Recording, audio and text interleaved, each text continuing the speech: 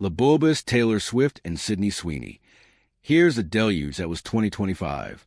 It's the end of another year, which means a deluge of dire looks back on the various atrocities of the last go around the sun. As is my duty, I have to add to the pile. But does it all have to be quite so sad?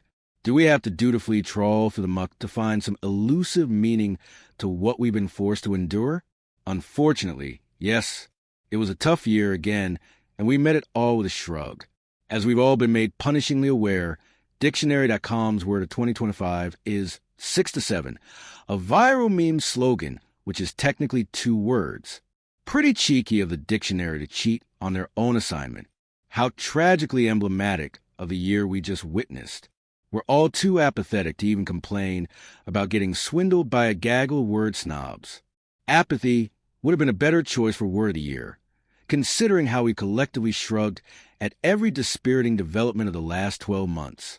Nicki Minaj popped up at the Turning Point USA conference to kiki with Erica Kirk, and the most I could muster was, I guess you'll do a concert at the Trump Kennedy Center soon. The year started with the back-to-back monstrosities of the Los Angeles wildfires and the second presidential inauguration of Donald Trump. I'd say it was all downhill from there, but we've already rolled down, hit every tree on the way, and ended up getting mauled by a pack of hungry grizzly bears. Protests against ICE grew, and there was another massive No Kings event in October, but most of the year was met with groaning resignation.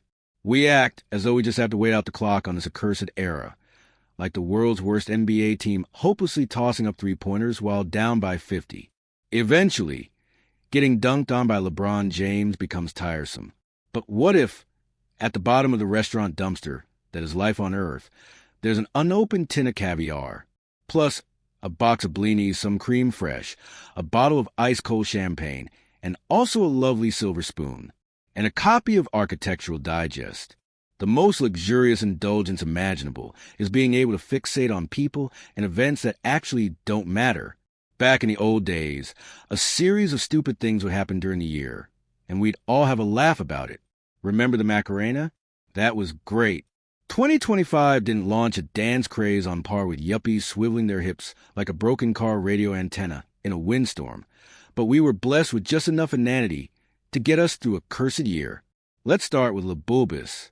Doesn't that sound nice?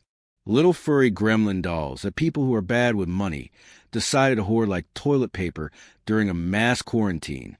These dolls were everywhere, dangling from women's purses and grinning up at us as though they pilfered the entire contents of the cash register at a Cinnabon. Labubus seemed to be the only one smiling through 2025. Maybe they know 2026 is going to be worse. Sydney Sweeney sparked a good old-fashioned internet outrage cycle over an ad for American Eagle jeans that was only offensive if you were hoping to be offended. A pun about jeans and jeans only seems like a nod to eugenics if you specifically cast an attractive blonde lady for the ad. If I had been the spokesperson, people would have had a hearty laugh over it. Good jeans? He can barely fit into his pants. Honestly, I chuckle at the ad anyway. Mostly because someone actually thought it was a good idea. Speaking of internet outrage, Andy Byron, a tech CEO, and his head of human resources, Kristen Cabot, were caught on the kiss cam at a Coldplay concert. Cabot has subsequently gone on a press tour to convince maniacs to stop threatening her life. She claims her and Byron had not been engaged in an affair prior to the explosion of #ColdplayGate. I, for one, believe her. I'm constantly finding myself being held tenderly by my colleagues while Chris Martin warbles Adventure of a Lifetime. Everyone was eating Dubai chocolate, an expensive candy bar filled with pistachio cream so brightly green that it looks like it was injected with actual money. I didn't buy one because I'm still saving my money for a Labubu. You know who can afford all the expensive chocolate and nightmare dolls they want? The thieves who robbed the Louvre of $102 million worth of jewels. It took them less than 7 minutes to swipe the treasures, which is the fastest anyone has made that amount of money outside of a crypto casino. But the most important story of 2025 was the engagement of Taylor Swift in football hunk Travis Kelce, an event stage managed to both drive listeners to Kelce's podcast and hard launch Swift's latest album cycle. The obviousness of the scheme was hard to ignore, though I don't begrudge them the opportunity to leverage their romance for personal gain. I think we all would, if given the chance. I'd let American Eagle sponsor my wedding if they asked. Dave Schilling does not have good genes, but he does have a delightful buffet for his guests to enjoy. May we all be blessed with the honor of being walking sponsored content in 2026. We're going to need the extra cash once our healthcare premiums go up in a week. Dave Schilling is a Los Angeles-based writer and humorist.